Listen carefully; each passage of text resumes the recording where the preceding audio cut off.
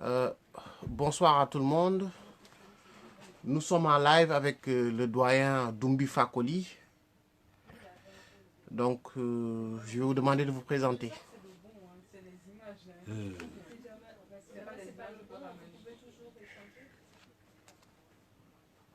je m'appelle Doumbi Fakoli Doumbia. Doumbia étant mon nom de famille.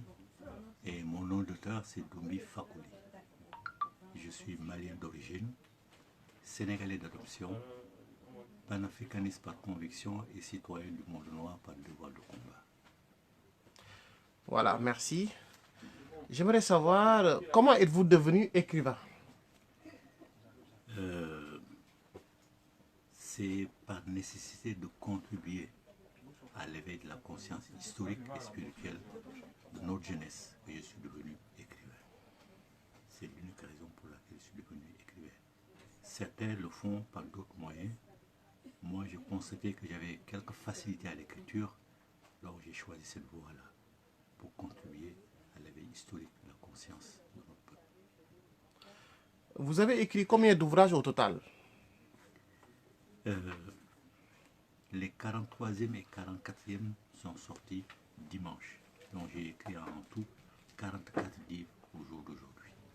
40 livres répartis dans toutes les théories littéraires, à savoir les essais, les récits historiques, les fictions romanesques et la littérature jeunesse.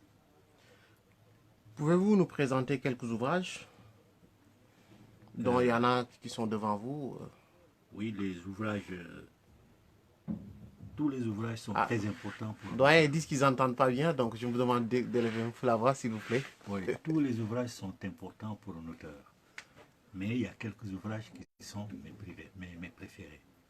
Notamment un petit ouvrage, je ne sais pas s'il est là, intitulé Horus fils d'Isis, le mythe d'Osiris expliqué. Je ne le trouve pas. Il y a Introduction à la prière négro-africaine, Les chemins de la main et d'autres encore. C'est assez difficile. Mais on peut citer aussi Médounéter, parole du créateur Amon-Ra, ainsi que l'origine négro-africaine des religions dites révélées, entre autres. Et, si on vous remarque, si on fait un bon constat, on se rend compte, s'il vous plaît, baissez votre son, s'il vous plaît. Voilà, après, si on fait un constat, on se rend compte que la plupart de vos ouvrages sont concentrés sur la religion. J'aimerais savoir qu'est-ce qui vous a motivé à vraiment écrire essentiellement sur la religion. Oui. J'écris essentiellement sur la spiritualité, parce que la religion, pour moi, n'existe pas. C'est un mot récent qui prétend enseigner des, des enseignements, qui prétend donner des enseignements contenus déjà dans la tradition. La religion n'a rien inventé. Donc, je parle surtout de la tradition et de la spiritualité. Notre tradition repose sur la spiritualité. La spiritualité étant la gestion des rapports du monde physique au monde invisible. Et je trouve que malheureusement c'est ce qui nous manque parce que d'autres spiritualités, ou plutôt d'autres religions entre guillemets, d'autres traditions entre guillemets, sont venues phagocyter notre tradition et ont détourné notre jeunesse. Et c'est pour permettre à notre jeunesse de se découvrir, de savoir que ses ancêtres ont inventé la première tradition au monde et qu'il lui faut revenir à ces traditions-là. Et que pensez-vous des religions importées? Les religions importées, Bon, on va dire religions étrangères à l'Afrique. oui, les religions étrangères à l'Afrique, oui, on peut les nommer aussi des religions importées, sont des religions qui tuent pour survivre. Parce que quand elles viennent, elles effacent la mémoire historique, la mémoire spirituelle, la mémoire culturelle de tout peuple. Donc, ce sont des religions qui tuent pour survivre. Elles sont venues, c'est la raison pour laquelle elles ont réussi à effectivement lobotomiser notre jeunesse surtout, notre peuple d'ailleurs en général, mais notre jeunesse surtout parce que c'est la jeunesse qui est l'avenir d'un peuple. Donc ils ont réussi à lobotomiser notre jeunesse, à faire de notre jeunesse une jeunesse étrangère à son propre peuple. Donc elles sont dangereuses et il faut au plus vite les neutraliser. Ah, quand même, le mot est fort, neutraliser. Pourquoi neutraliser? Parce que un kamite ne peut pas être kamite en étant musulman. Un kamite ne peut pas être kamite en étant chrétien. Parce que ne serait-ce qu'en se limitant à ces deux religions-là, chaque fois qu'il va à l'église ou chaque fois qu'il récite des versets du Coran, il est en train d'humilier nos ancêtres. Voilà pourquoi il faut les neutraliser par respect pour nos ancêtres. Il faut les neutraliser par respect pour nous-mêmes. Parce qu'aucun peuple ne méprise ses ancêtres à ce point. Seul le peuple noir a perdu la tête au point de se découvrir un Dieu étranger à son univers culturel et à sa race. Et c'est la raison pour laquelle il faut effectivement s'en détourner. Parce qu'un Dieu qui ne parle pas vos langues maternelles ni vos langues paternelles, ce n'est pas un Dieu qui vous convient. Il faut s'en éloigner. Ok. Et aujourd'hui, vu l'Afrique actuelle, quand même, l'Afrique aujourd'hui, on peut dire qu'elle est essentiellement musulmane et chrétienne. Est-ce que vous pensez qu'une union, un État fédéral est-elle possible avec autant de religions différentes? En l'état, ce n'est pas possible. C'est la raison pour laquelle si vous revoyez le parcours du panafricanisme, vous avez toutes les raisons pour lesquelles il n'a pas échoué. Parce que c'est un amalgame de francs-maçons, de rosicruciens, de musulmans, de chrétiens et d'autres obédiences qui essaient de faire avancer le panafricanisme. Ce n'est pas possible. C'est un projet culturel et seule une unité culturelle peut faire aboutir le panafricanisme. Donc il est impossible de créer un État fédéral tant qu'on ne sera pas uni sur une base culturelle qui est la tradition africaine. C'est quoi la religion africaine déjà? La religion africaine, son premier principe, c'est que Dieu est androgyne. C'est que Dieu même est né du corps d'une femme avant de procéder à la création. Le mythe d'Ogon, comme le mythe égyptien de Noun, et le mythe d'Ogon étant celui de l'œuf primordial d'Ama, prouve que l'étincelle qui va devenir la force vitale, qui va devenir l'énergie cosmique, a d'abord grandi dans un ventre avant de sortir et de procéder à la création. La religion africaine dit que Dieu est à la fois parcelle et totalité de toute la création. Je dis Dieu parce que les gens sont habitués à Dieu, mais pour nous, c'est la mère père primordiale. Donc elle est androgyne. Elle a mis une parcelle d'elle-même quand elle est sortie dans tout ce qui existe et qui est naturel. Voilà pourquoi l'écologie sacrée existe. Elle est à la fois parcelle et totalité de tout ce qui existe et qui est naturel. Voilà la religion africaine. Donc, et la religion africaine a ceci de particulier qu'elle a placé la femme au centre de la création, qu'elle a fait de la femme la gardienne de la tradition. C'est normal parce que c'est la femme qui est seule capable de renouveler le mystère de la création par l'enfantement, c'est-à-dire qui est pratiquement à l'égal de Dieu. C'est pourquoi les Dogons disent l'assise d'Ama est comme la matrice d'une femme. Tout sort de l'assise d'Ama. Ok, merci beaucoup. J'aimerais savoir quels sont les principes de la religion africaine. Les principes de la religion africaine, c'est ça, c'est reconnaître que Dieu est androgyne, que cette qualité-là, il l'a donnée à tout ce qui existe, qui est naturel. Il y a des plantes masculines, il y a des plantes féminines, il y a des arbres masculins, il y a des arbres féminins. C'est pareil pour les animaux et c'est pareil pour nous.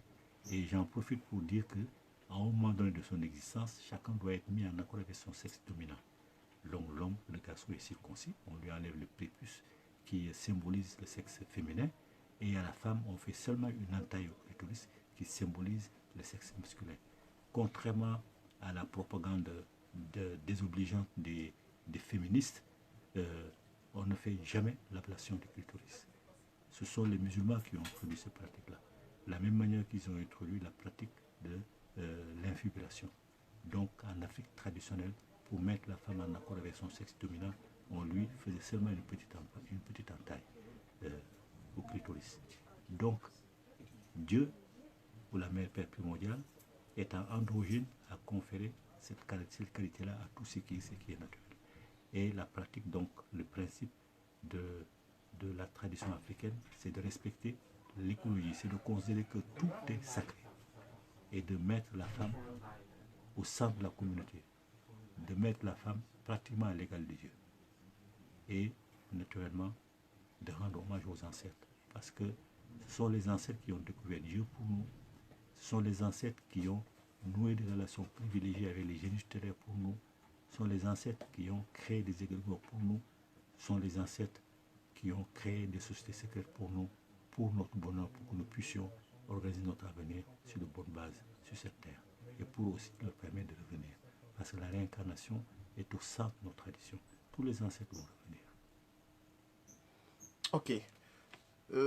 Bon, les gens réclament le son. Je vous dirais que bon, le doyen quand même, le doyen bon, a déjà fait l'effort de parler. Et je vous recommande de prendre vos écouteurs. Le son sera beaucoup plus clair. Euh, il y a une chose aussi. Est-ce que vous ne trouvez pas que c'est ambigu de dire religion africaine, sachant qu'il y a le culte commun du Mali, le vaudou, qu'il y a aussi d'autres cultes en Afrique. Qu'est-ce qui les rassemble, tous ces cultes, qui vous poussent à dire religion africaine? Raison de plus pour dire que le mot religion n'a aucun intérêt, n'a aucune signification. C'est la tradition qui existe. Effectivement, si on raisonne comme ça, on va dire qu'il y a plusieurs religions en Afrique. Ce n'est pas vrai. C'est la tradition qui existe et elle est une. Ses fondements du Sénégal jusqu'en Afrique austral sont les mêmes. Dieu est androgyne. L'écologie sacrée existe. La femme est au centre de la création. On respecte les ancêtres. On leur rend hommage.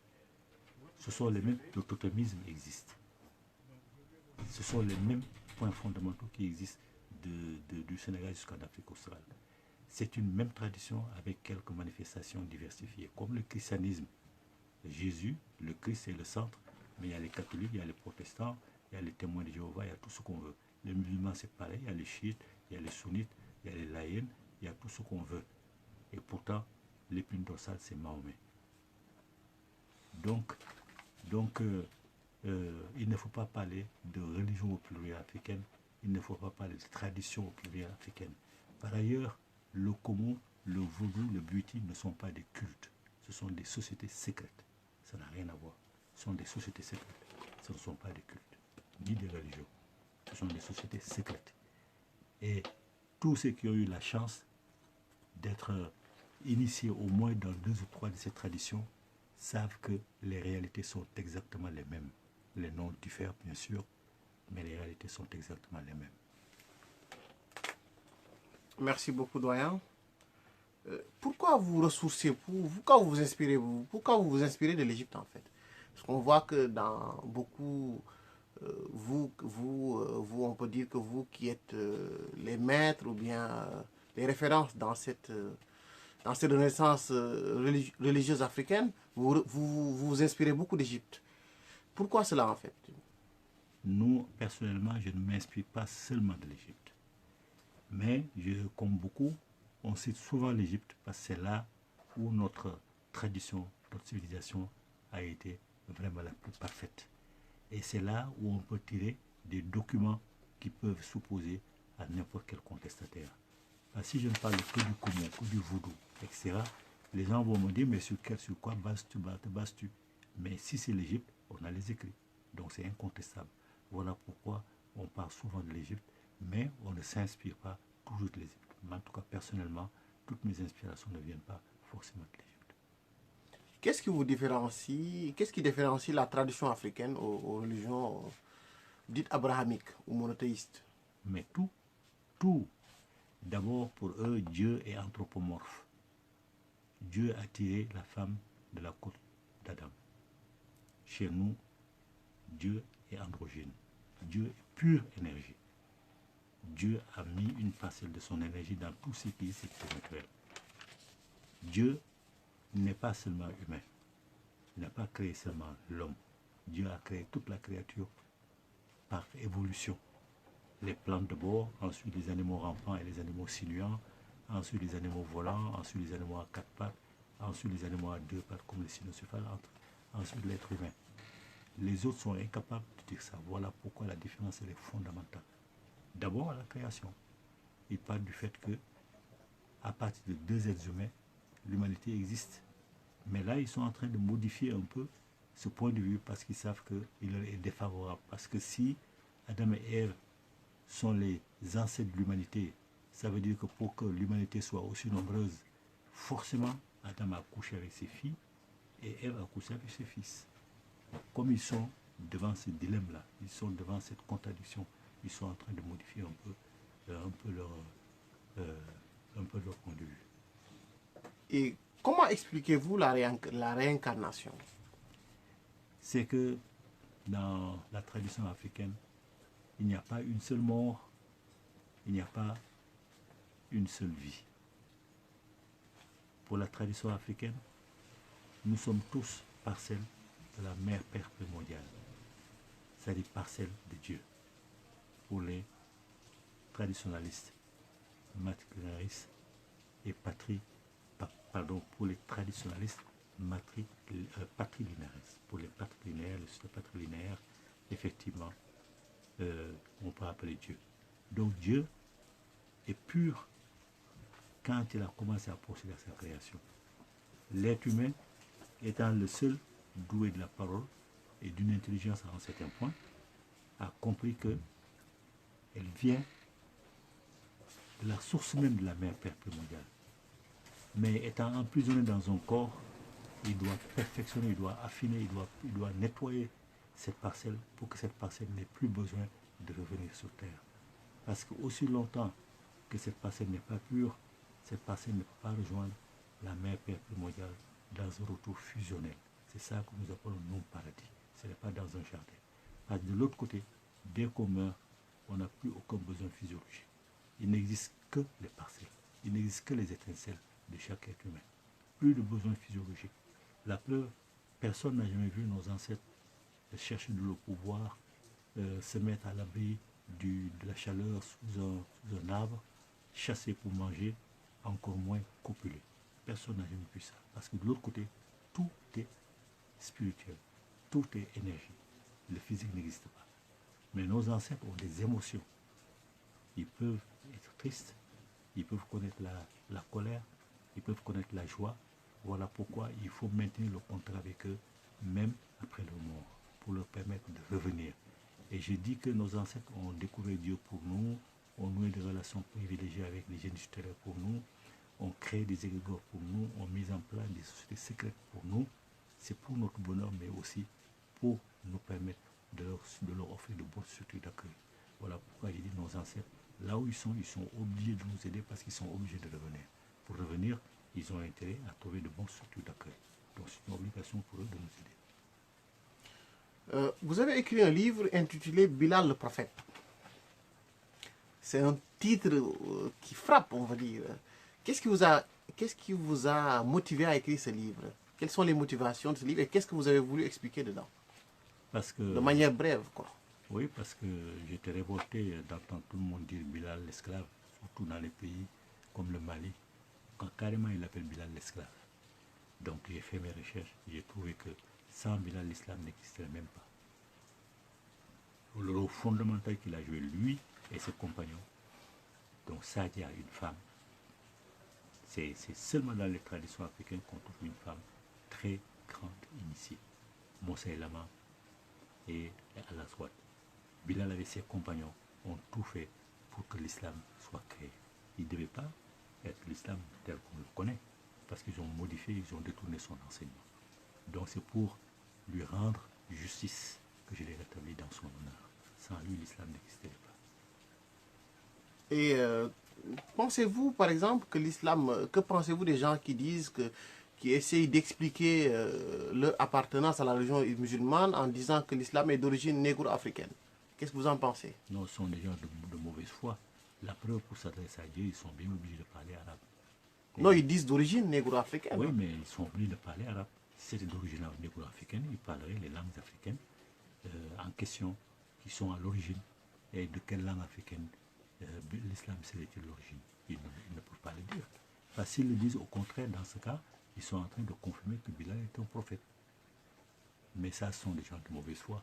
Ils disent même que l'islam n'est pas arabe, l'islam c'est pour le monde entier. Mais pourquoi s'adresse-t-il à Dieu en arabe? Si tel est le cas, ce sont des gens de mauvaise foi, c'est tout. Ok.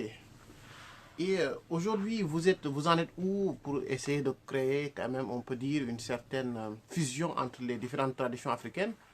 Vous en êtes où? Parce que vous avez parlé de fédération à un moment donné et j'aimerais savoir, vous en êtes où? Nous avons essayé en 2016, en invitant des Vaudouisans, des initiés du Cameroun, de la Côte d'Ivoire et bien entendu des initiés du Mali. Malheureusement, ça a avorté Parce qu'il se trouve que même certains de nos grands maîtres sont dévoyés par la franc-maçonnerie et autres. Donc ça n'a pas fonctionné.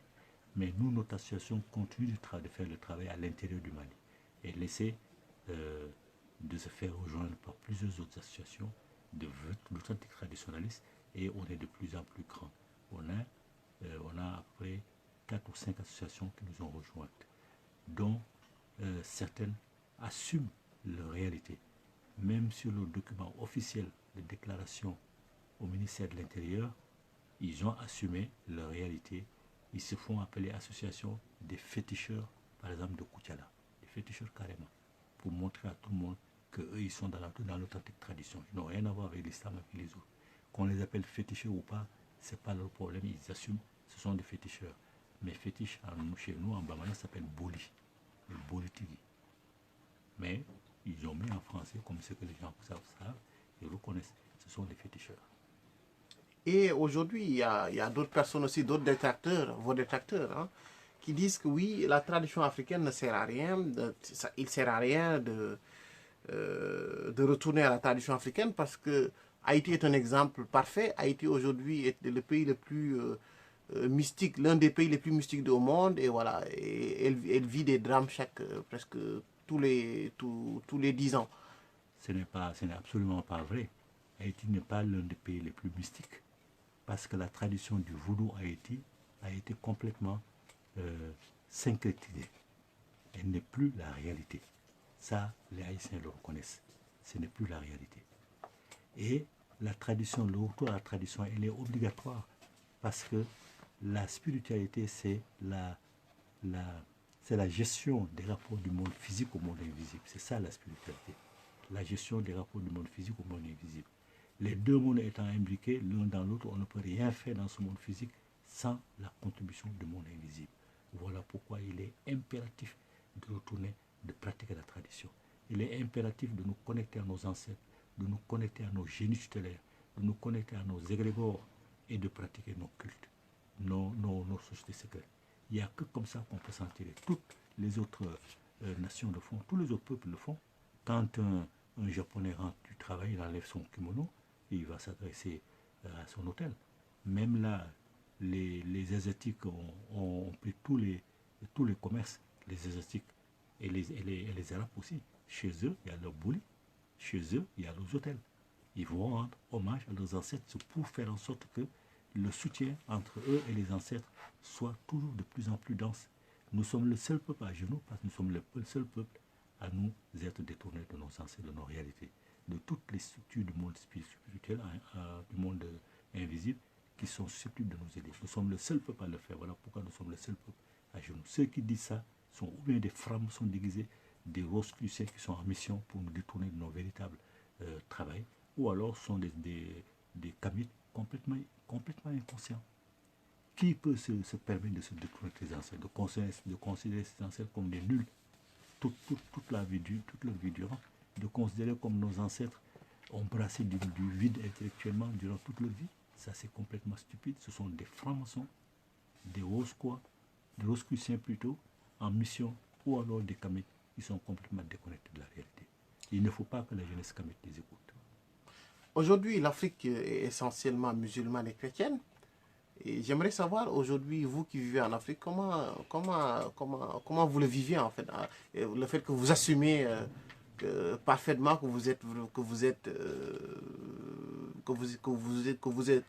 vous pratiquez la religion ancestrale, la tradition ancestrale. Aujourd'hui, comment vous le vivez? Le regard de la population en fait, envers vous. L'avant-dernier cardinal du Mali a dit que les gens déclarent qu'il y a 95% de Maliens, 5% de chrétiens et 0% ou bien 1% d'animistes. Il a dit, mais au Mali, il y a 100% d'animistes. C'est 100% de traditionnalistes. Parce que tous, quand ça chauffe, ils vont au village. Tous. Tout le monde le sait. Donc, quand ils disent que c'est 95% de musulmans, ils mentent. C'est seulement pour grossir les statistiques, pour pouvoir avoir des fonds du pays arabe. C'est tout. Sinon, ce n'est pas la réalité. La preuve, je viens de vous dire qu'il y a des associations, dont certaines sont intitulées Association des féticheurs de Koutiala, de la ville de Koutiala, la région, mais c'est une région de Koutiala, une région. Donc ça veut dire que à l'intérieur du Mali, comme partout en Afrique à l'intérieur, il y a des véritables traditionnalistes. Parce qu'ils ont la bouche seulement. La bouche, ils grossissent les statistiques pour avoir des fonds de l'Arabie Saoudite et d'autres pays du Golfe. Mais ce n'est absolument pas vrai. Quant à nous, je ne suis pas le seul, heureusement, on est de plus en plus nombreux, même des gens qui se cachent maintenant reviennent vers nous, reviennent à la surface. Nous assumons, nous leur montrons que ce que vous dites est absolument faux et que l'islam ne sera jamais majoritaire au Mali. Vu que parfois j'ai l'impression que vous êtes dans la confrontation avec vos compatriotes musulmans, aujourd'hui vous n'avez jamais reçu de menaces ou de séquestration vis-à-vis venant de vos frères, de vos compatriotes? Non, non, parce que je ne vais pas affirmer que je suis sous la protection de nos ancêtres. Ils savent qui je suis, ils savent que je suis dangereux pour eux, mais pour l'instant, aucun d'eux ne m'attaque. Ils essaient seulement de m'éviter. Quand on organise des conférences, on les invite tous. Seule l'église chrétienne envoie chaque fois des représentants. L'église protestante aussi de temps en temps. Mais les musulmans peut-être une fois, mais sinon ils ne viennent pas. Mais nous, on s'affiche au grand jour. Ils savent que nous existons. Ils nous craignent, mais ils ne nous attaquent pas. Ça, nous rendons grâce aux ancêtres, qui savent que nous travaillons pour eux et qui sont avec nous. Ok. Aujourd'hui, il y a une branche, une certaine branche aujourd'hui qui prévoit d'ouvrir, qui envisage d'ouvrir un temple en Côte d'Ivoire. J'aimerais savoir aussi votre structure, Toyena Amaya, est-ce qu'elle est aussi dans cette démarche aussi d'ouvrir un temple à Bamako, le grand temple Como à Bamako? Est-ce que vous envisagez cela ou pas? Non, nous, ce n'est pas notre objectif. Parce qu'ouvrir un temple à l'heure actuelle, les gens vont se demander, mais qu'est-ce qu'on va faire dans ce temple-là? Quel culte, entre guillemets, on va rendre dans ce temple? Vaudou, haïtien, vaudou du continent, Buiti, Mbok, Komu, Nia, personne ne sait ce qui va être rendu comme culte, entre guillemets, dans ce temple. Voilà pourquoi c'est prématuré pour moi. Voilà pourquoi le moment sera venu lorsque des différentes sociétés secrètes, comme ce que nous voulions faire en 2016, lorsque nous nous mettrons ensemble pour définir comment faire fonctionner un tel temple. Comme ça, tout le monde peut venir, quelle que soit l'origine ou notre appartenance à une société secrète. On sait que quand on vient, on pourra rendre hommage, à nos entités à l'intérieur de ce temple-là. Mais le temple qui va être conçu en Côte d'Ivoire, personne ne sait comment il va fonctionner. Mais ils sont libres. S'ils pensent qu'ils peuvent réussir, je leur souhaite bon vent. Mais nous, ce n'est pas notre démarche. Okay. Vous vous définissez comme étant monothéiste ou polythéiste ou voilà? Le monothéisme n'a jamais existé en Afrique. Jamais. Ah bon? Ah oui, jamais. La preuve, dans toutes les j'allais dire ethnies, j'ai horreur de ce mot-là, chez tous les peuples africains, chez tous, ils n'ont qu'un seul mot, un seul nom pour désigner Dieu. Un seul. C'est ce qui prouve que l'Afrique est monothéiste. Même depuis l'Égypte. Ah, vous avez dit le monothéisme n'a jamais existé. Ah, vous voulez parler du polythéisme? Le polythéisme, oui. Donc je me suis trompé. Le polythéisme n'a jamais existé en Afrique. Tous les peuples ont un seul nom pour désigner Dieu. Un seul, pas plusieurs. Même depuis l'Égypte, Amon est le Dieu unique. Mais Amon dit, il n'y a pas en moi un seul membre qui soit privé d'un Dieu. C'est-à-dire ces hypostases. Ces hypostases sont les génies des divers éléments qui peuvent rendre service aux humains. Donc il n'y a qu'un seul Dieu, un seul nom. Maintenant, il y a des entités autour. Il y a des génies auxquels on peut faire appel.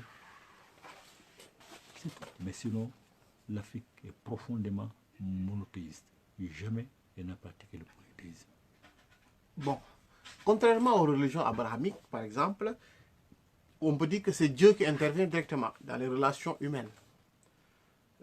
Pourquoi, dans la tradition africaine, on peut dire que ce sont les génies qui interviennent? Pourquoi Dieu ne s'intéresse pas directement à intervenir dans les relations humaines? Un kamite authentique ne demande jamais rien à Dieu. C'est pour pousser, dans ce cas, Dieu à la faute. Or, toutes les religions disent que Dieu est équitable. Il est juste au compte de la justice. Il est parfait. Alors pourquoi Dieu donnerait-il l'intelligence aux uns et la bêtise aux autres? Pourquoi ferait-il des personnes très riches et des autres des pauvres? Pourquoi Dieu se permettrait-il de laisser l'enfant unique d'une femme qui a eu tellement de mal à la voir se faire renverser par un cheval?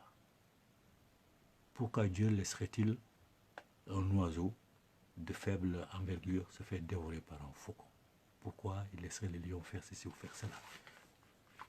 Les autres disent c'est Dieu qui l'a voulu. Mais ça, c'est insulter l'intelligence de Dieu. C'est parce qu'ils ne connaissent pas Dieu. Nous disons que Dieu s'en fout.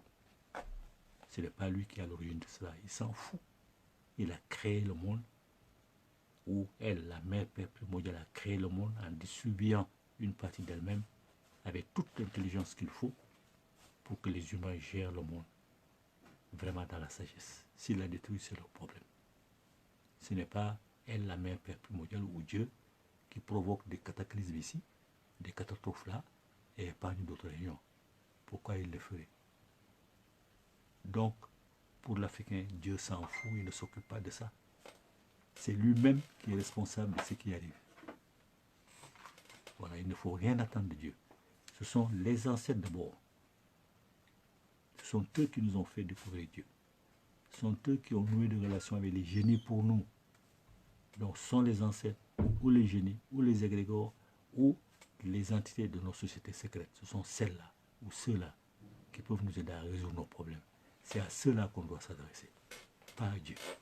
Un Africain authentique ne fera jamais l'offense à Dieu de s'adresser à lui. J'aimerais savoir, quel est votre rapport à la mort, par exemple? Je ne m'inquiète pas, puisque je sais que ce sera une retraite, tout simplement. Je vais partir, me reposer de tous les efforts que j'ai fournis dans ce monde physique. Je vais me reposer, puis je reviendrai. Ah, vous reviendrez? Ah oui, parce que je n'ai pas encore atteint l'état de perfection qui peut me permettre le retour fusionnel avec la mère Père primordiale. Je n'ai pas encore bouclé le cycle de la réincarnation. Je suis loin de l'avoir bouclé. Donc je vais revenir. Pensez-vous que Jésus-Christ a existé? Non. Jésus-Christ n'a jamais existé. Jésus-Christ, ni Moïse, ni bien d'autres à qui on attribue des existences historiques, mais qui n'ont jamais eu d'existence historique. Jésus-Christ n'a jamais existé, c'est un pur mythe. C'est la copie presque conforme à la fois d'Osiris et de son fils Horus. Il est issu de l'Immaculée Conception. Des millénaires avant lui, Assaté, dit Isis, a réussi l'Immaculée Conception. C'est de ça que Or est né, Horus est né. Des millénaires avant Jésus. Il est mort, il a ressuscité des millénaires avant lui, Osiris, dit Asaré, ou Siré, est mort et ressuscité avant lui. L'Eucharistie, les mystes de Osiris ou Asaré, le faisaient avant lui. Ceci est mon corps, ceci est mon sang. Il n'a rien, tout son personnage plutôt a été bâti sur des emprunts sur la vie d'Osiris et d'Horus. Il n'a jamais existé. Et Moïse? Moïse non plus n'a jamais existé. Moïse, à un moment donné, quand il avait tué le gars qui s'était réfugié dans le pays mendiant, au retour avec sa femme Séphora, l'Éternel a voulu le tuer. Pourquoi? Parce qu'il n'était pas circoncis. Ça veut dire que Moïse n'a jamais mis les pieds dans un temple de Pharaon, ni dans la résidence de Pharaon. Or, ils prétendent que Moïse a été initié par le père de Pharaon. Moïse ne peut pas avoir été initié par le père de Pharaon parce qu'il n'était pas circoncis. Et quand on n'est pas circoncis, on n'a pas le droit à avoir certains enseignements. Voilà pourquoi quand Abraham est venu, il n'était pas circoncis. Il a été circoncis lorsqu'il a voulu épouser une femme noire, car aucune femme noire n'acceptait de se marier avec un homme qui n'est pas circoncis. Ils ont tourné l'affaire dans leur Bible par des propos mensongers, mais Abraham s'est fait circoncire. Et parce qu'Abraham ne pouvait pas entrer dans les centres initiatiques pour savoir quel enseignement se cachait derrière la notion de l'enfer, la notion du paradis et la notion du jugement dernier. Abraham ne savait pas. Comme il n'était pas circoncis, il ne pouvait pas découvrir ces réalités-là. Bon, dans les religions abrahamiques, par exemple, il y a des cycles qui sont importants dans la vie d'un homme. Par exemple, le mariage, le baptême. Quelle est la vision de la tradition africaine? Nous sommes les filles aînées et les fils aînés de Dieu, de la mère Père primordiale. Nous avons tout pratiqué avant tout le monde. Mariage, baptême, enterrement, nous avons tout fait avant tout le monde. Donc il est clair que nous avons baptisé nos enfants. Nous nous sommes mariés. Nous avons enterré nos morts selon la tradition. Des millénaires avant eux. C'est la raison pour laquelle, comme souvent sont les jeunes de la diaspora qui demandent des méthodes pour pouvoir se débrouiller et ne pas être tout le temps obligé de venir en Afrique, on a écrit un livre intitulé Rituel Kamite de mariage, de baptême, mariage, enterrement, pour expliquer comment nos ancêtres faisaient avant même la naissance de ces religions-là. Donc nous, on le fait. On baptise nos enfants selon la tradition, on se marie selon la tradition et on enterre leurs morts selon la tradition. Notre association même organise des mariages traditionnels. Où? Au Mali. Ah, au Mali, pas en France. Non, pas en France. On a fait le livre justement pour que les jeunes n'aient pas besoin de se déplacer en Afrique. Voilà. C'est la même manière on a écrit le livre Introduction à la prière néo-africaine pour leur permettre de se diriger eux-mêmes, de savoir comment faire leur propre prière s'ils avaient envie de faire la prière. Ok. J'ai vu aussi dans un de vos ouvrages, vous avez parlé de la malédiction de Cham, par exemple. J'aimerais avoir un petit résumé de ce que vous avez dit dedans, concernant la malédiction de Cham. Non, en résumé... Donc vous y croyez pas, quoi. Vous pensez pas que c'est peut-être la malédiction qui est à l'origine du malheur des Noirs, vu la manière biblique dont elle est expliquée. Oui, j'en ai parlé. Mais comme je viens de le dire, nous sommes les filles aînées et les fils aînés de Dieu. Donc nous ne pouvons pas descendre d'un blanc, puisqu'ils sont tous venus de nous. Donc on ne peut pas être maudit par Noé, qui est notre arrière-petit-fils. Personne ne sait à quel moment il est né Moïse. Il serait né plutôt. Donc c'est le propos farfelu, complètement farfelu. Et je donnais l'exemple aussi de l'imitation de ce texte-là, d'un texte mésopotamien. Exactement pareil, le déluge. Le déluge de... Oui, de plusieurs centaines, de plusieurs... pas millénaires. Oui, ça est de plusieurs centaines d'années avant la rédaction de la Bible. Les Mésopotamiens en ont parlé. Dans un livre qui s'appelle Le Déluge. Voilà. Ok. Aujourd'hui aussi, sachant que, j'espère que vous n'êtes pas fatigué parce que les gens sont passionnés de vous écouter. Oui, on peut y aller. On peut y aller. Aussi, sachant que vous venez d'un grand pays qui a connu une grande civilisation, le Manding, qui regroupe l'Empire du Mali, qui regroupait le Sénégal, le Mali, la Mauritanie, la Gambie, la Guinée-Conakry, une partie de la Côte d'Ivoire. Aujourd'hui, qu'est-ce qui explique quand même une grande civilisation, on peut dire, qui a connu l'apogée, aujourd'hui tomber si bas? Pour tomber si bas?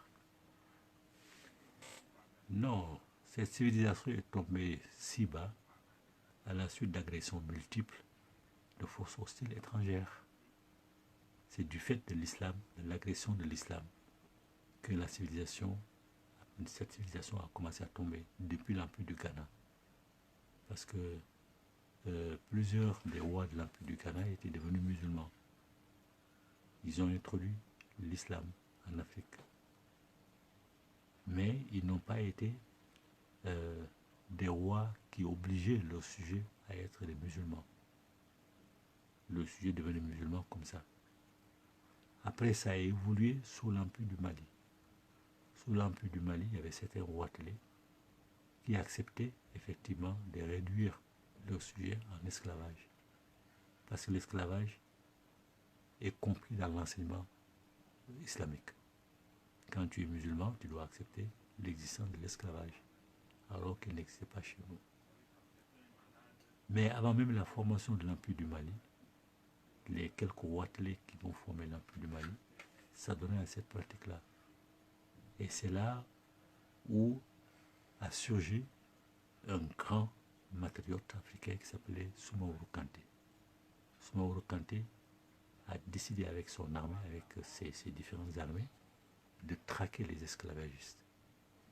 Quand il les attrapait, il leur tendait des pièges. Quand il attrapait des colonnes d'esclaves, il libérait tout le monde. Il gardait les esclavagistes. Il mettait un seul de côté.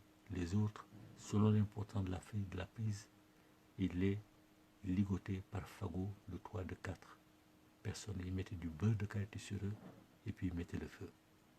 Celui qui est libre, il leur dit, allez raconter ce qu'on fait aux esclavagistes quand on les prend. Donc il y a eu de grands résistants effectivement à cela. Mais malheureusement, l'islam s'est installé petit à petit. Les musulmans prétendent que l'islam s'est installé par le dialogue, par la conversion, ce qui est fou, puisque les Arabes parlaient arabe, les Africains parlaient leur langue. Entre dialogue de sourds, personne ne s'entend. Donc l'islam, c'est par la violence que c'est introduit d'abord. Et c'est grâce et à cause de l'islam plutôt que cette grande civilisation est en train de sombrer. Okay. Parce que tous les dirigeants sont devenus des musulmans et se réclament de leur appartenance à la religion musulmane. Ok, mais est-ce qu'il n'y a pas une certaine... Peut-on réclamer aujourd'hui une grande civilisation, la grande Mali, le grand Mali du moins? Peut-on réclamer aujourd'hui le grand Mali sans l'islam? Parce que, sachant qu'aujourd'hui les patrimoines les plus importants du Mali, soit Djenné, Tombouctou, les grands savants, la bibliothèque de Tombouctou, les grands savants Ahmed Baba, Ahmed Bakayoko, on peut dire qu'on les a connus à l'époque où l'islam était installé au Mali. Qu'est-ce que vous répondez à ça? Non, ce que je réponds à ça, c'est que le grand Mali n'a pas besoin de l'islam, n'a pas besoin de ses bibliothèques, n'a pas besoin de ses savants pour exister. Le grand Mali, avant l'existence de ces savants-là, le grand Mali existait, était connu de partout dans le monde. L'histoire de Kanka Moussa, tout le monde le connaît, de Kankou Moussa, tout le monde la connaît, son histoire. Non, je parle de l'architecture, tout ça. Ouais, donc l'architecture, effectivement, on ne va pas détruire l'architecture. Mais le renseignement, ça n'a rien à voir avec la tradition africaine. Absolument rien. Ah bon? Non. Les Ahmed Baba, les Ahmed Bakayoko, tout ça? Ce sont des arabisants. Ce ne sont pas les arabisants. Pourtant, ils ont écrit des livres en mandingue, en sénoufo. Voilà, mais donc s'ils ont écrit les livres en mandingue et en sénoufo, ce sont peut-être des livres scientifiques, mais ce n'est pas pour vanter l'islam. Et s'ils ont écrit des livres pour vanter l'islam, mais il faut écarter ces livres, il faut même les brûler. Il faut même les brûler. Ce sont des livres pour vanter l'islam, il faut même les brûler. Mais ce sont des livres scientifiques, on peut les garder. On n'a pas besoin, on a besoin absolument de rien, sauf pour montrer aux élèves et aux enseignants combien l'islam est faux, combien l'islam a été dangereux et combien il est dangereux. Et leur montrer ses origines véritables. Sauf pour ça, sinon il faut tous les brûler. Et la mosquée de Tombouctou, ça vous dit quoi? Là? La mosquée de Tombouctou, ça vous dit quoi? Non, mais on la laisse telle qu'elle, ou on la transforme en bibliothèque, en authentique bibliothèque. Djenné? Oui, en musée ou en bibliothèque. Parce que tout récemment, l'année dernière, je pense que au musée, à l'Est du monde arabe, ils avaient fait une exposition sur les bienfaits de l'islam en Afrique et ils avaient exposé ça, Tombouctou, Djenné, pour montrer que voilà, l'islam a apporté ça en Afrique, quoi. Mais ceux qui étaient là-bas, qui ont cautionné que l'islam a fait des choses bien en Afrique, sont les mêmes qui diraient que la colonisation a été positive pour l'Afrique. C'est la même chose. L'islam n'a jamais rien fait de bon pour l'Afrique. Absolument rien. Parce que l'islam n'a amené aucun enseignement qui n'existait déjà en bien meilleur en Afrique. Aucun. Ok. L'islam prétend nous avoir fait découvrir Dieu. Mais son Dieu est récent. Son Dieu date de quand? De la naissance de Mahomet. Allah, c'est le dernier des dieux que les humains sont révélés. Le dernier des dieux que les humains sont révélés. Qu'est-ce qu'il peut savoir que ses aînés ne savaient déjà? Rien du tout.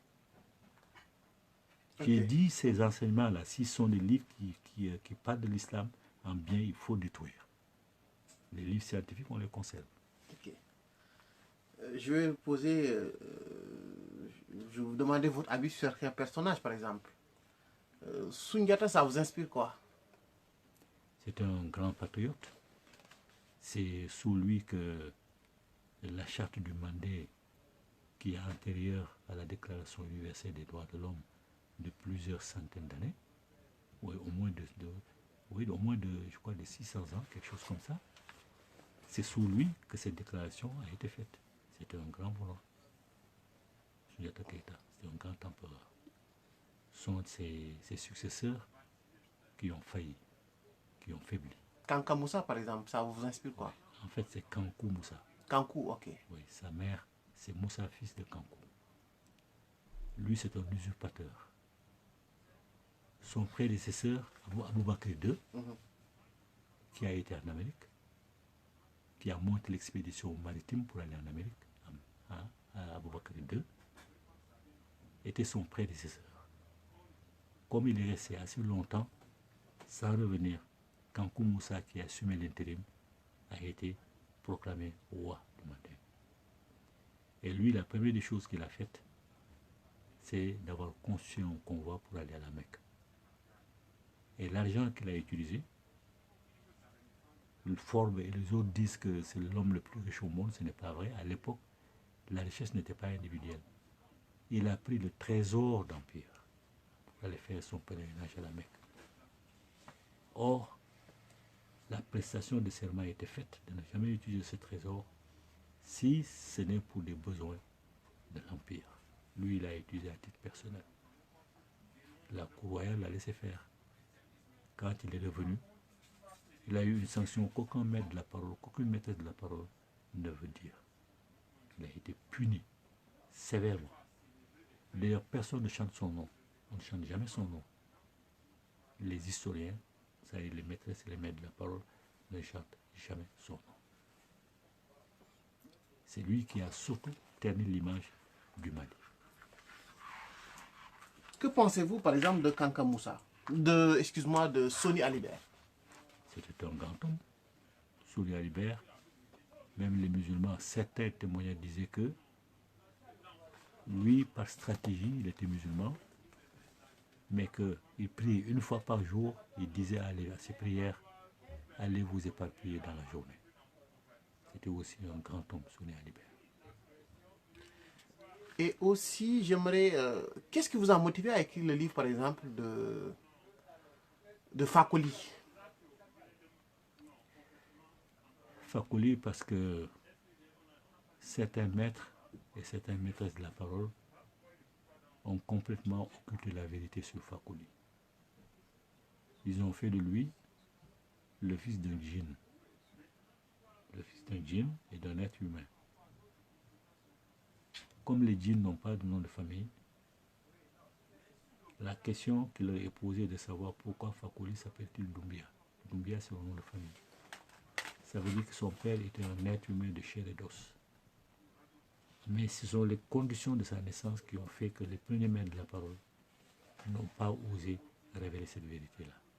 Alors ils ont dit, son père est un djinn. Son père étant un djinn, sa filiation ne pouvait se définir qu'à partir de sa mère. C'est pourquoi beaucoup de gens au Mali pensent que Fakoli est un forgeron.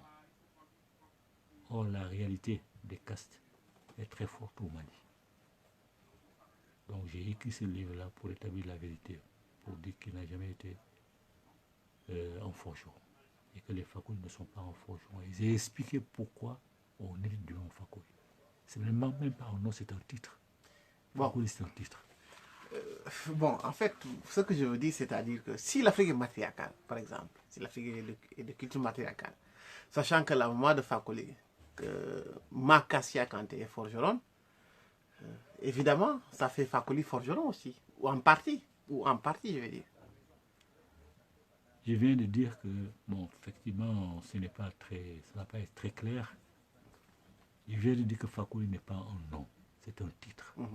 C'est un titre qu'on donne aux auteurs d'actions héroïques, aux auteurs qui ont posé au moins 3 actions héroïques dans leur vie. Ce titre-là vient s'ajouter à leur prénom. Mais ce Fakoli-là, c'est le seul qui est hérité de son nom dès sa naissance. On en a fait un nom. Sinon, ce n'est pas un nom.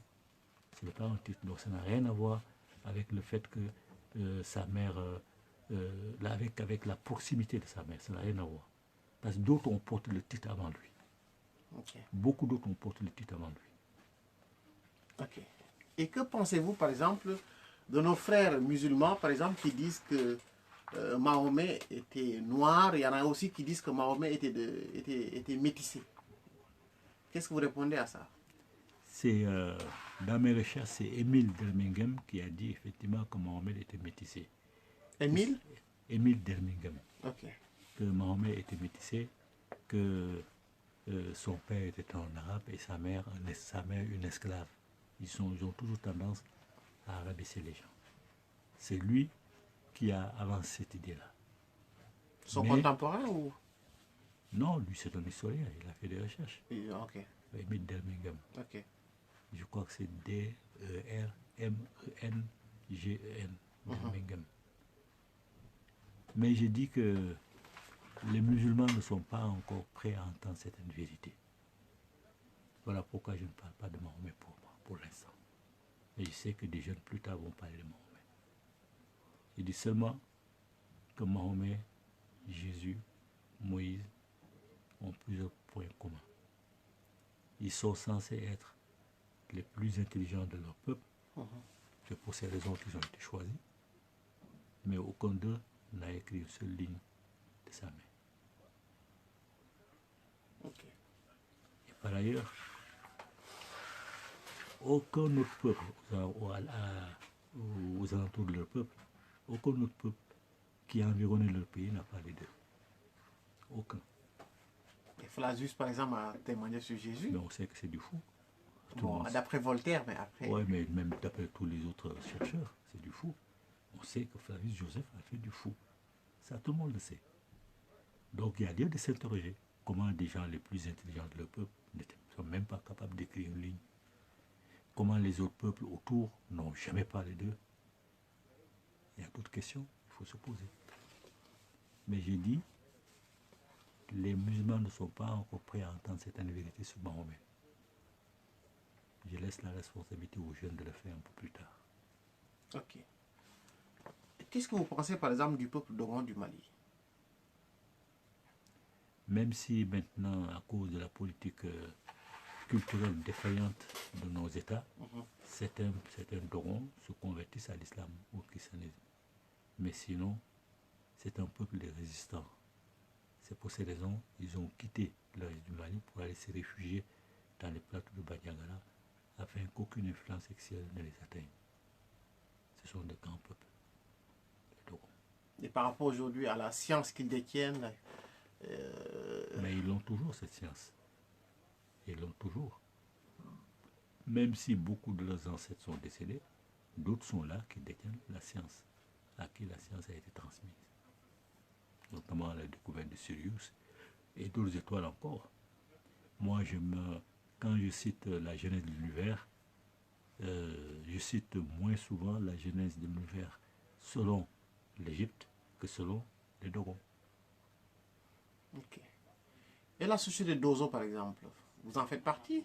Non, je n'en fais pas partie. Le vice-président, notre secrétaire, est un grand Dozo. Alors, le vice-président de notre association, qui s'appelle Fodé Moussa Sissoko, est un grand Dozo. Un grand Dozo. Voilà, moi je ne suis pas de la confrérie des Dozo. Ok. Et aujourd'hui, les Dozo, par exemple, ils pratiquent quelle spiritualité, par exemple? Mais la spiritualité traditionnelle. Comment? Non, il y a plusieurs, ils peuvent être communs, ils peuvent être nia, mais ils pratiquent la spiritualité traditionnelle. Je viens de dire que, plutôt pas maintenant, mais j'ai dit que le vaudou, le commun, le buti, sont les mêmes réalités dans la case secrète plutôt. Dans la case sacrée, ce sont les mêmes réalités. Donc les Dozo peuvent être de plusieurs confréries du Mali, mais ils pratiquent tous la tradition africaine. Ok. Bon, on va quitter un peu le point religieux. On va plutôt aller maintenant une petite partie en géopolitique. J'aimerais savoir, vous avez écrit un livre sur le Mali, sous Ibeka. Qu'est-ce qui vous a motivé à écrire ce livre? J'ai écrit 3 livres sous Ibeka. Oui. Le premier, 1 an après la nation toujours trahie. 1 an? 1 an après la nation toujours trahie. Toujours trahi. Le deuxième, y a-t-il quelqu'un pour sauver le Mali? Mhm. Et le troisième, de la République du Bandé aux États-Unis de Kamita. Mhm. Parce que Ibeka, c'est un très grand traître. Ah bon? Les 2 derniers livres que j'ai écrits, l'un est intitulé Quelques grands traîtres de l'Afrique francophone.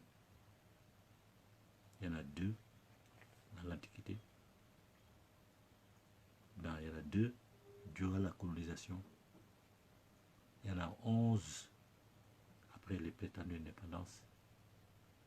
Et il y a l'armée, les armées africaines, qui sont des armées de mercenaires. Donc parmi les 11 traîtres, depuis que l'Afrique est indépendante, il y a Ibeka, il y a ATT. Ce sont des traîtres. Pourtant, ATT a amené a amené une stabilité au Mali à son époque. Oui, avec son consensus qui a fait que tous les hommes politiques sont associés au pouvoir. Et les hommes politiques chez nous ont seulement des besoins alimentaires et des titres. Sinon, ils sont nuls.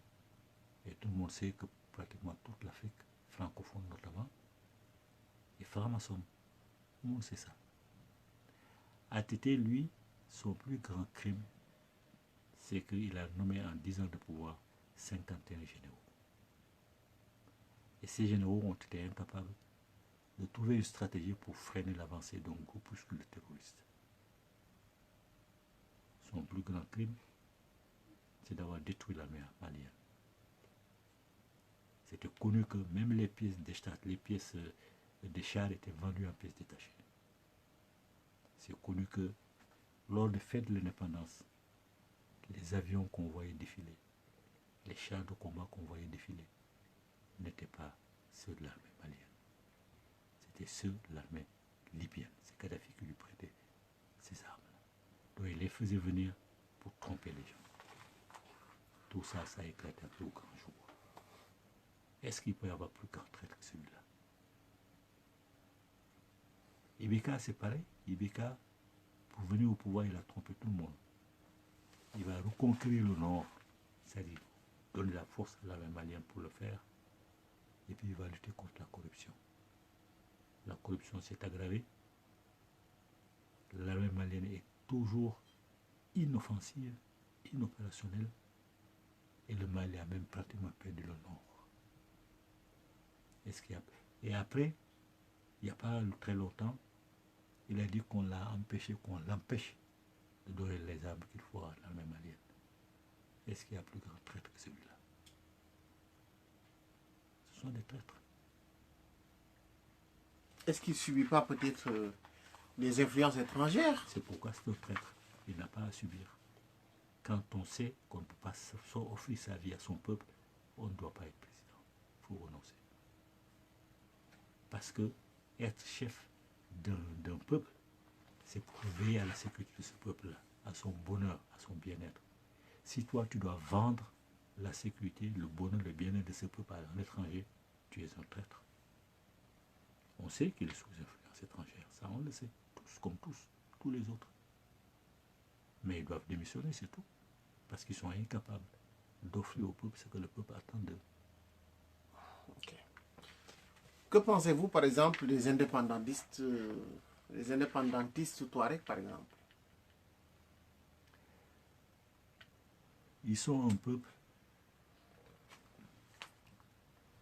peuple nomade. Un peuple nomade, quand il s'établit quelque part, il a toujours trouvé des sédentaires là-bas. Donc l'antériorité de l'établissement appartient aux sédentaires. Quand un peuple nomade vient maintenant et veut arracher la terre où il a été admis en hospitalité, c'est que c'est par racisme surtout, c'est par racisme qu'ils se croient supérieurs aux Noirs et ils peuvent leur arracher leur terre. D'ailleurs, ils ont dit, dans les années 80 ou les années 60, quelque chose comme ça, j'ai oublié la date, qu'ils sont le seul peuple encore sous domination de la race noire. Ils l'ont dit, hein. Je l'ai relevé dans Jeune Afrique. Ils sont le seul peuple encore sous domination de la race noire. Donc ils ne veulent pas être sous domination de la race noire, même s'ils ont trouvé cette race-là sur place et que cette race les a admis. Comme l'Afrique est toujours naïve et ouvre ses bras à tout le monde, maintenant ils veulent conquérir, chasser chez les autochtones, les chasser de leur territoire. Il y a eu des reportages récemment, ils chassent carrément les autochtones de leur territoire, sauf s'ils acceptent d'aller dans leur sens. Pourtant, il y a des Touaregs noirs que je connais, moi, à Paris, qui sont noirs foncés, même parfois plus foncés que vous. Mais ils vont te dire qu'ils sont Touaregs, qu'ils ne sont pas africains, qu'ils ne sont pas maliens. C'est ça la lobotomisation. Aujourd'hui, par exemple, vous qui vivez au Mali, y a-t-il un problème entre les Dogons et les Peuls, par exemple? C'est aussi la trahison de l'IBK. Le président de l'association des Peuls a fini par prendre le pouvoir pour dire que ceux qui les agressent ne sont pas des Dozos, ne sont pas des Dogons, que ce sont des mercenaires venus de l'étranger, qui parlent anglais, ils parlent d'autres langues. Donc c'est IBK qui est derrière ça. Derrière ça? Oui, directement ou indirectement, parce qu'il faut que le Mali soit sous l'insécurité permanente pour justifier la présence de la France. C'est le président de l'association des Peuls qui l'a dit. Hein. Ce sont des mercenaires qui ont été engagés pour ça. IBK ne peut pas dire qu'il n'est pas au courant, c'est pas possible. Il est au courant, donc soit il est directement à la base, soit il est indirectement à la base. Et tout le monde, effectivement, a accusé le Dozo, tout le monde a accusé le Dogon, jusqu'à ce que le monsieur fasse la déclaration. Les gens ont compris. Surtout qu'entre les Dogons et les Peuls, il y a la Sananguya. La Sananguya, c'est la parenté cathartique. Ils sont liés par des serments de leurs ancêtres. Et jamais il y a eu d'histoire entre eux. Et subitement, ça commence. Et aujourd'hui, quelle est la solution aujourd'hui pour sauver le Mali de cette crise? La solution, comme les autres ne connaissent que la violence, il faut utiliser la violence.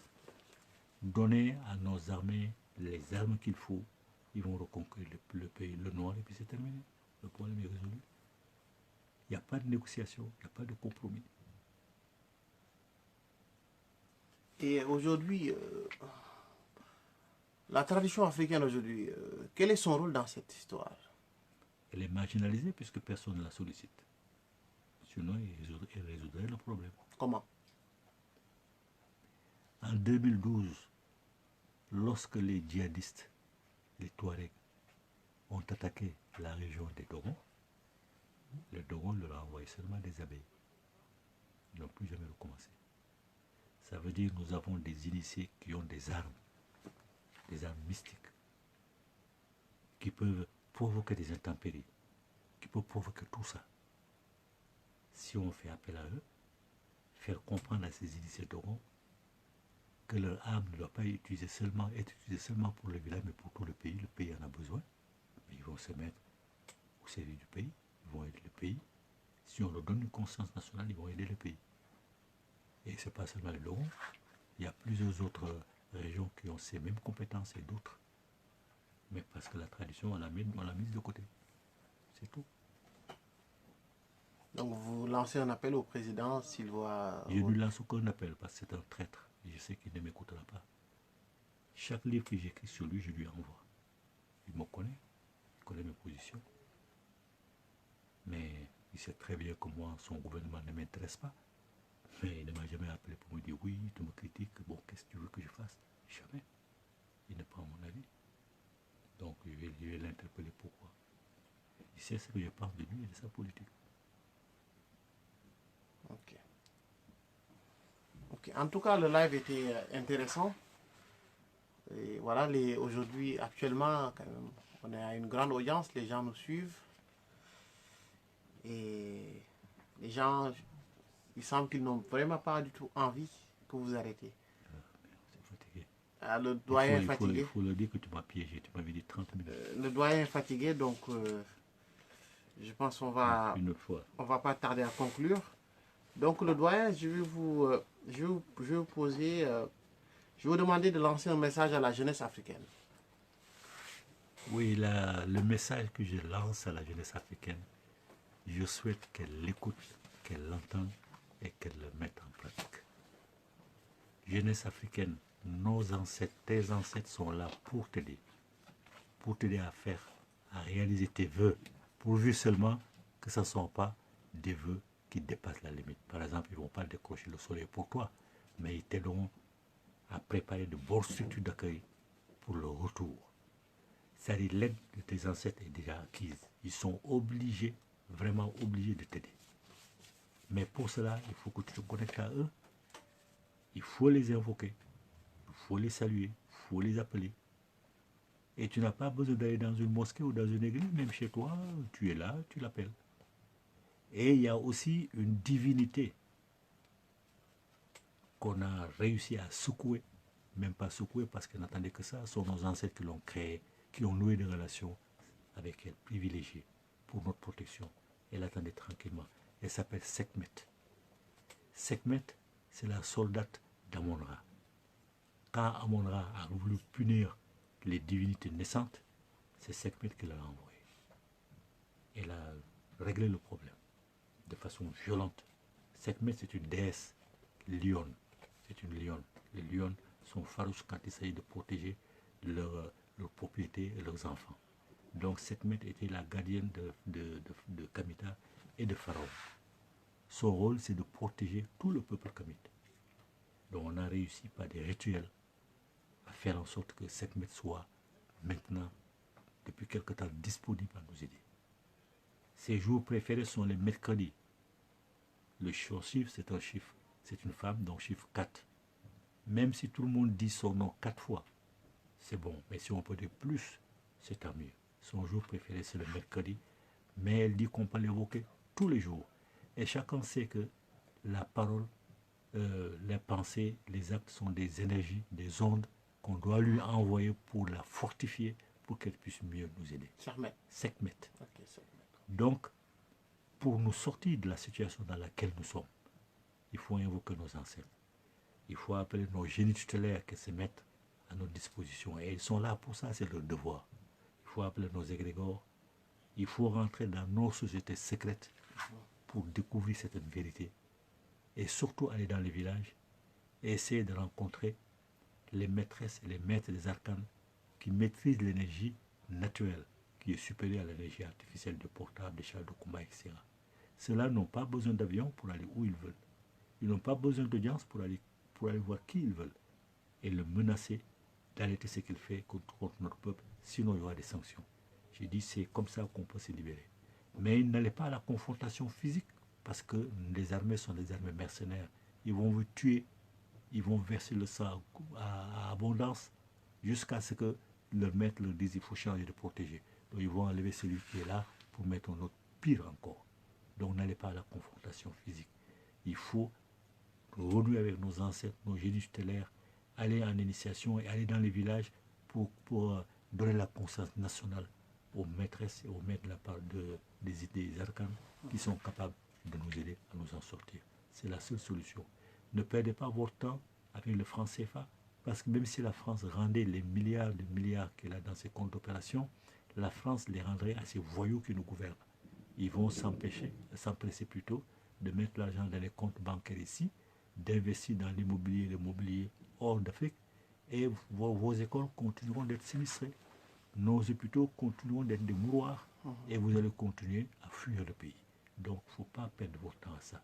La seule solution, c'est la connexion, la reconnexion avec nos ancêtres, avec nos génies tutélaires, nos égrégores, les entités de nos sociétés secrètes, et avec l'appui de nos maîtresses et de nos maîtres des grands arcanes qui maîtrisent l'énergie naturelle qui est supérieure à l'énergie artificielle. C'est le message que j'ai à vous transmettre. J'ai coutume aussi de demander aux gens de lancer un message dans leur langue. Est-ce que vous pouvez lancer un message en Bambara? Je pense que la langue que vous parlez. Oui, Mbalma, Mbalma ou, Mbalma Malais ou, Mbalma Sénégalais ou, Mbalma Afrique B, Mbalma Diaspora B, Ntambe Autema. Anga an yɛrɛ dɔn o kɔrɔ an ka sigi k'o kɔrɔlenw la an ka an bɛnbaw bato an ka an bɛnbaw jinɛw bato an ka komo n'an ka voodoo ani an ka beauty an ka société secrète an k'u bɛɛ bato an ka don olu la walasa an ka se ka Afrique bɔ nɔgɔ la. Vous avez fini? Et une dernière question, hein, avant votre dernier mot. Ça concerne l'histoire de Samori. Il y a certains qui disent que oui, il a été capturé par les Blancs, par les colons. Il y en a aussi qui disent que ce sont les Dozos qui l'ont attrapé et qui l'ont donné aux Occidentaux, aux colons. Qu'est-ce que vous en pensez? Non, je pense que ce sont les colons qui l'ont attrapé, c'est tout. C'est pas les Dozos? Non, c'est pas les Dozos. Quel intérêt les Dozos ont-ils? Parce qu'il paraît qu'il a fatigué, il a fait beaucoup de guerres au village qui ne voulait pas se convertir parce que lui, voilà, il faisait la guerre sainte aussi. C'est pour ça que ce n'est pas un héros. Loin de là, c'est un des traîtres. Je ne vais pas parler de lui parce que je n'ai pas parlé d'un autre comme lui qui est la Jomar, qui ont fait des guerres uniquement pour convertir les gens. La Jomar? Oui, la Jomar aussi. Donc sa disparition mystérieuse, vous y croyez? Non, ça ce sont des histoires. Vraiment, ce sont des histoires. Il a dû tuer ou il a fui, quelque chose comme ça. Mais pour Samori, même Joseph Kizemo a dit que lors du siège de Sikasso, de Babemba, un grand résistant, qui a préféré se suicider plutôt que de tomber entre les mains des Blancs. Lui, il a fait ça. Il s'appelle comment? Babemba. Babemba. Oui. Que durant le siège de ce Tata-là. C'est un Moronaba? Non, le Moronaba, c'est... Babemba, c'est un roi d'où? De Ségou. De Ségou. Non, Sikasso. Ah, Babemba. Sikasso. Le Moronaba, c'est au Burkina. Ok. Babemba, c'est le roi de Sikasso. Sikasso, c'est où actuellement? C'est au Mali. Ah, ok. Il avait des tatas, une forteresse, des murs de plusieurs, peut-être, mètres d'épaisseur. Seuls les canons des Français ont pu l'anéantir. Donc, durant le siège de ce roi-là, Joseph Kizemo vous dit qu'il a fait perdre la fine fleur de son armée. La fine fleur de son armée. Parce qu'il voulait convertir ce roi-là dans l'islam, en islam. Samori est un traître aussi. Donc, les Dozos l'auraient tué. Pourquoi ils vont l'attraper et le donner au plan? Parce que ce n'étaient pas des collaborateurs, les Dozos. Tout ça, c'est fou. Ok. Votre dernier mot? Non, mon dernier mot, c'est le mot que j'ai lancé en direction de la jeunesse africaine. Tu es l'avenir du peuple kamite. Il faut absolument que tu redresses la situation. Sinon, tes enfants vont souffrir plus que tu ne souffres. Leurs enfants encore beaucoup plus. Il faut sauver ton pays, Kamita. Il faut le sauver. Il faut le sauver par tous les moyens. Si tu es franc-maçon, sors de la franc-maçonnerie. On dit que quand on est franc-maçon, on n'en sort pas, sinon on meurt, c'est une fausseté. Si tu en sors, tu rentres dans la communauté kamite, tu rentres dans l'initiation kamite, tu es protégé, personne ne pourra t'atteindre. Si tu es dans la franc-maçonnerie, sors de la franc-maçonnerie parce que tous les Africains francs-maçons sont des traîtres potentiels de leur peuple. C'est pareil si tu es rosicrucien. Quitte toutes ces sociétés secrètes cannibales qui tuent pour survivre. Surtout qui tuent notre peuple pour survivre. Il faut savoir une chose, si tu ne fais rien, vraiment, tu destines tes enfants et tes petits-enfants à vivre une situation pire que celle que tu vis en ce moment. Et ça, personne ne le souhaite. Donc redresse-toi, arme-toi de courage. Si tu veux changer la situation, tu vas la changer. Alors bon courage. Ah, merci beaucoup, doyen. La librairie Taméry est très honorée d'avoir fait ce live avec vous. Merci. Qui est très enrichissant. Donc, je rappelle que vous êtes auteur de 42 ouvrages. 44. 44 ouvrages Et les derniers s'appellent comment? L'un est intitulé quelques grands traîtres de Kamita et l'autre Comment sauver Kamita de ces traîtres. Comment sauver Kamita de ces traîtres. Je vous invite à les lire. Vos livres sont disponibles à la librairie Tameri. Oui, bientôt. Ouais. Parce que la dédicace a été faite dimanche seulement. Donc, je crois que Zamba, l'éditrice, n'a pas encore pris contact avec Tameri pour le livrer. Mais les livres seront naturellement, comme tous mes livres et d'autres encore, seront disponibles à Tameri. Voilà. Sachant que Tameri se trouve dans le 10e arrondissement, au 19 rue du Chalet. Et le numéro de téléphone Tameri, c'est 06 10 82 29 18. Donc on vous remercie, on vous dit à très bientôt pour un prochain live. Au revoir, ciao. Donc on était en live. Ouais.